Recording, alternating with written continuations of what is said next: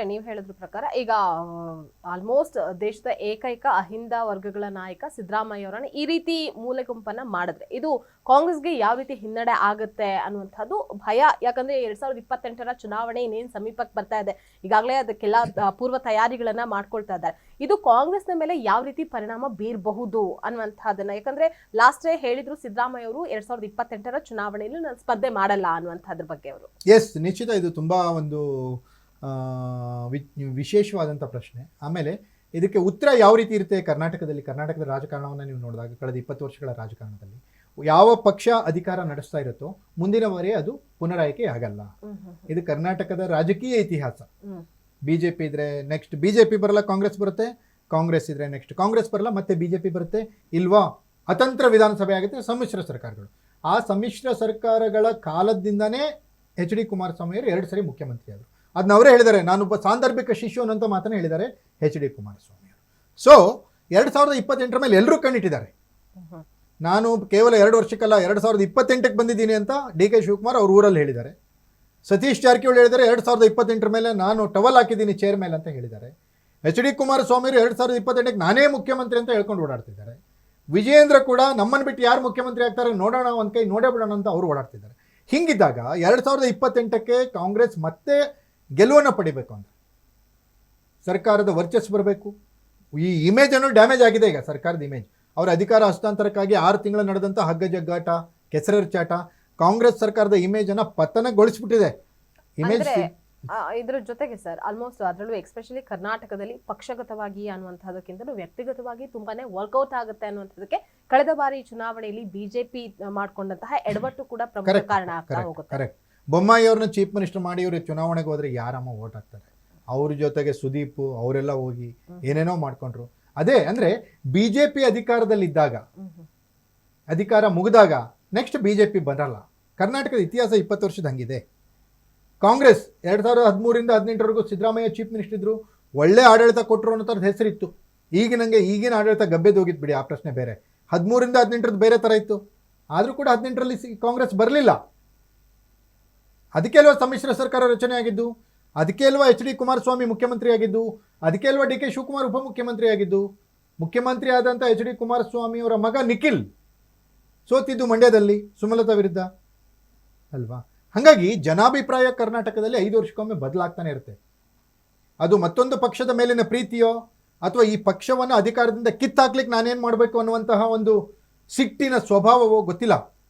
ಮತ್ತೊಂದೇನಾಗ್ಬಿಟ್ಟಿದೆ ನಿಶ್ಚಿತ, ಈಗಿನ ರಾಜಕಾರಣ ಯಾವ ರೀತಿ ಆಗಿದೆ ಅಂದರೆ, ಇಲ್ಲಿ ಮತದಾರ ಯಾವ ಆಧಾರದ ಮೇಲೆ ಮತ ಹಾಕ್ತಾನೆ ಅಂದರೆ, ಯಾವುದೋ ಒಂದು ಪಕ್ಷವನ್ನು ಅಧಿಕಾರಕ್ಕೆ ತರಬೇಕು ಅಂತ ಮತ ಹಾಕೋದಕ್ಕಿಂತ ಬೇರೆಯವ್ರ ಮೇಲೆ ಸಿಟ್ಟನ್ನು ತೋರಿಸ್ಕೊಳ್ಳಿಕ್ಕೆ ಅವನನ್ನು ಅಧಿಕಾರದಿಂದ ಕೆಳಗಿಳಿಸ್ಬೇಕಂತ ಮತ ಹಾಕ್ತಾನೆ. ಅವಾಗ ಅದು ಆಟೋಮೆಟಿಕಲಿ ಮತ್ತೊಂದು ಪಕ್ಷಕ್ಕೆ ಲಾಭ ಆಗುತ್ತೆ.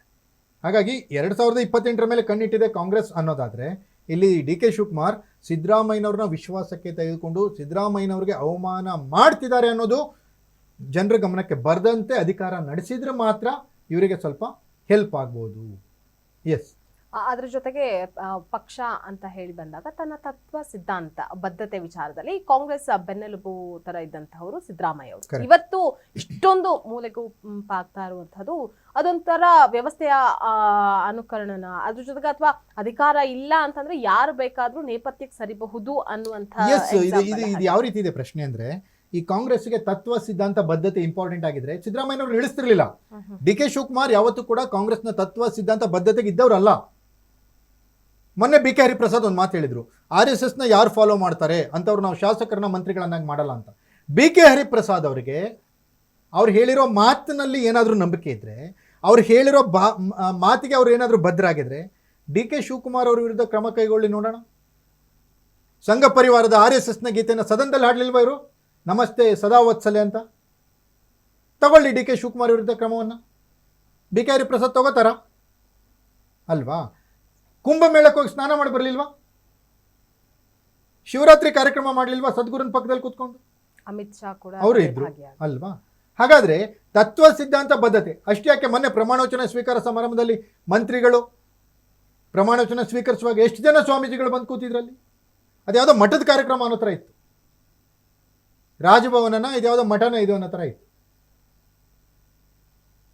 ಇದು ಕಾಂಗ್ರೆಸ್ ತತ್ವನ, ಕಾಂಗ್ರೆಸ್ ಸಿದ್ಧಾಂತನ, ಕಾಂಗ್ರೆಸ್ನ ಬದ್ಧತೆನ? ಅಲ್ವಾ? ಅಧಿಕಾರಕ್ಕಾಗಿ ಇವರು ತತ್ವ ಸಿದ್ಧಾಂತ ಬದ್ಧತೆಯನ್ನು ಯಾರ್ಯಾರಿಗೆ ಯಾವ್ಯಾವ ಟೈಮಿಗೆ ಅಡ ಇಡಬೇಕು ಅದನ್ನ ಇಟ್ಬಿಡ್ತಾರೆ. ಹಾಗಾಗಿ ರಾಜಕಾರಣಿಗಳು ಅವರವರ ಲಾಭ, ಅವರವರ ಅಧಿಕಾರದ ಆಸೆ, ಆಡಳಿತದ ವ್ಯಾಮೋಹ, ಅವರ ರಾಜಕೀಯ ಬೆಳವಣಿಗೆಗೆ ಅನುಗುಣವಾಗಿ ತಮ್ಮ ತಮ್ಮ ತತ್ವ ಸಿದ್ಧಾಂತ ಬದ್ಧತೆಗಳಲ್ಲಿ ಬದಲಾವಣೆಯನ್ನು ಮಾಡ್ಕೋತಾನೆ ಇರ್ತಾರೆ. ಜನ ಮೂರ್ಖರಷ್ಟೇ. ಈ ತತ್ವ ಸಿದ್ಧಾಂತ, ಇದು ಅಯೋಧ್ಯೆಯನ್ನು ಕಟ್ಟಬೇಕು, ಮಂದಿರ್ ವಹಿ ಬನಾಯಂಗೆ ಹೇಳಿದ್ರಲ್ಲ, ಏನು ಮಾಡಿದ್ರು? ಮಂದಿರ ಕಟ್ಟಿದವರೇ ದುಡ್ಡು ಹೊಡೋದ್ರಲ್ಲ ಅಲ್ಲಿ. ಅದಕ್ಕೇನೆ ಅವರು ಅಯೋಧ್ಯೆಯಲ್ಲಿ ಮಂದಿರ ಕಟ್ಟಿದ್ದು, ರಾಮ ಮಂದಿರ ಕಟ್ಟಿದ್ದು ಅದೇ ಕಾರಣಕ್ಕೆ. ಟ್ರಸ್ಟಿಗಳು ಯಾಕೆ ರಿಸೈನ್ ಮಾಡಿದ್ರು? ಅವ್ರು ತಪ್ಪಿಲ್ಲ ಅಂದರೆ ಯಾಕೆ ರಿಸೈನ್ ಮಾಡಿದ್ರು? 8 ಜನರನ್ನ ಅರೆಸ್ಟ್ ಮಾಡಿದ್ರಲ್ಲ, ಅವ್ರು ಯಾರು? ಇದೇ ತತ್ವನ, ಸಿದ್ಧಾಂತನ ಅಲ್ವಾ? ರಾಜಕಾರಣಿಗಳ ಬೂಟಾಟಿಕೆ ಅಷ್ಟೇ. ಹಾಗಾಗಿ ನೀವು ಇದೆಲ್ಲದರಲ್ಲೂ ನೀವು ಅದೇನೋ ಒಂದು ಲಾಜಿಕ್ ಹುಡ್ಕಕ್ಕೆ ಹೋದರೆ ಸಿಗಲ್ಲ. ರಾಜಕಾರಣ ಲೆಕ್ಕಾಚಾರ ಬೇರೆ ಆಗಿಬಿಟ್ಟಿದೆ. ಈಗ ಅಧಿಕಾರದ ಲೆಕ್ಕಾಚಾರ ಬೇರೆ ಆಗಿದೆ. ಮೊದಲು ಸಾರ್ವಜನಿಕ ಸೇವೆಗೆ ರಾಜಕಾರಣಿಗಳು ಬರ್ತಿದ್ರು, ಈಗ ಬಿಸ್ನೆಸ್ ಮಾಡೋಕ್ಕೆ ಬರ್ತಾರೆ. ಈ ಕಾಂಗ್ರೆಸ್ ಕಳೆದ ಬಾರಿ ಟಿಕೆಟ್ ಕೊಟ್ಟಿದ್ದು ಯಾರ್ಯಾರಿಗೆ ಕೊಟ್ಟಿದೆ? ಅವ್ರು ಯಾವ ಸೇವೆ ಮಾಡಿದ್ರು? ಅವರು ಪಪ್ಪಿ ಯಾರು, ಚಿತ್ರದುರ್ಗ MLA, ಅವ್ರು ಯಾವ ಜನ ಸೇವೆ ಮಾಡಿದ ಆತ?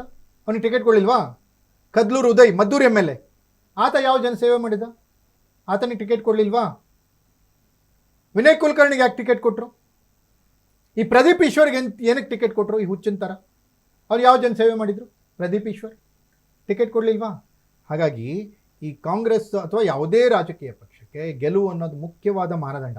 ಯಾರು ಗೆಲ್ತಾರೆ, ಅವ್ನು ಏನು ಬೇಕಾರಾಗಿರಲಿ, ಅವನಿಗೆ ಟಿಕೆಟ್ ಕೊಟ್ಟು ಗೆಲ್ಲಿಸ್ತಾರೆ. ಗೆದ್ದ ಮೇಲೆ ಆತ ಕ್ಲೀನ್ ಅನ್ನೋ ಥರ. ಈ BJP ಕೆಲವೊಂದು ಸರಿ ಅಂತ ಹೇಳ್ತೀವಿ, ಏನು ವಾಷಿಂಗ್ ಮಷಿನ್ ಥರ. ಯಾರ ಮೇಲೆ ಹಗರಣಗಳು, ಯಾರ ಮೇಲೆ ಭ್ರಷ್ಟಾಚಾರದ ಆರೋಪಗಳು, ಯಾರ ಮೇಲೆ ಬ್ಲ್ಯಾಕ್ ಡಾಟ್ ಅಂತ ಏನು ಕಪ್ಪು ಕಲೆಗಳು ಯಾರಿತ್ತು, ಅವರು BJPಗೆ ಹೋಗ್ಬಿಟ್ರು ಅಂದರೆ ಅವರು BJP ಅವ್ರು ವಾಷಿಂಗ್ ಮಷೀನಲ್ಲಿ ಹಾಕ್ಬಿಟ್ಟು ಅವ್ರು ಕಳಂಕರಹಿತಾಗಿ ಹೊರಗೆ ಬರ್ತಾನೆ. ಆ ಥರ. ಮತ್ತೊಂದು BJP ಯಾವ ಥರ ಅಂದರೆ, BJPಯಿಂದ ಯಾರಾದರೂ ಹೊರಗೆ ಹೋದ್ರು ಅಂದರೆ ಅವ್ರ ಮೇಲೆ ಎಷ್ಟು ಸಾಧ್ಯನೋ ಅಷ್ಟು ಕೆಸರನ್ನು ಎರಚುತ್ತೆ. ಹಾಗಾಗಿ ರಾಜಕೀಯ ಪಕ್ಷಗಳು ಹಂಗೆ ಇದ್ದಾವೆ, ರಾಜಕೀಯ ನಾಯಕರು ಕೂಡ ಅದಕ್ಕೆ ಒಕ್ಕೊಂಡ್ಬಿಟ್ಟಿದ್ದಾರೆ. ಈಗ ಸಿದ್ದರಾಮಯ್ಯನವ್ರ ಬಣದಲ್ಲಿರೋರು ಬೆಳಗ್ಗೆ DK ಶಿವಕುಮಾರ್ ಬಣಕ್ಕೆ ಬಂದು ಮುಟ್ಲಿಲ್ವಾ? ಸಿದ್ದರಾಮಯ್ಯನವ್ರು ರಾಜೀನಾಮೆ ಕೊಡ್ತಾರೆ ಅಂದ ತಕ್ಷಣ ಎಲ್ಲ DK ಶಿವಕುಮಾರ್ ಮನೆಗೆ ಓಡಾಡ್ಲಿಕ್ಕೆ ಶುರು ಮಾಡಲಿಲ್ವಾ? ಅಲ್ವಾ? ಹಾಗಾಗಿ ಇವರ ರಾಜಕೀಯ ನಿಷ್ಠೆ, ಇವರ ಒಂದು ಧರ್ಮ, ರಾಜಕೀಯ ಧರ್ಮ, ಇವರ ವೃತ್ತಿಪರತೆ, ಇದೆಲ್ಲವೂ ಕೂಡ ಅವರವರ ರಾಜಕೀಯ ಬೇಳೆಯನ್ನು ಬೇಯಿಸ್ಕೊಳ್ಳೋಕೆ ಮಾತ್ರ. ಉಳಿದಿರೋದೆಲ್ಲ ಅವ್ರಿಗೆ ನಗಣ್ಯ. ಯಾವುದು ಲಾಭ ಇಲ್ಲ, ಯಾವುದು ಬೇಕಾಗಿಲ್ಲ.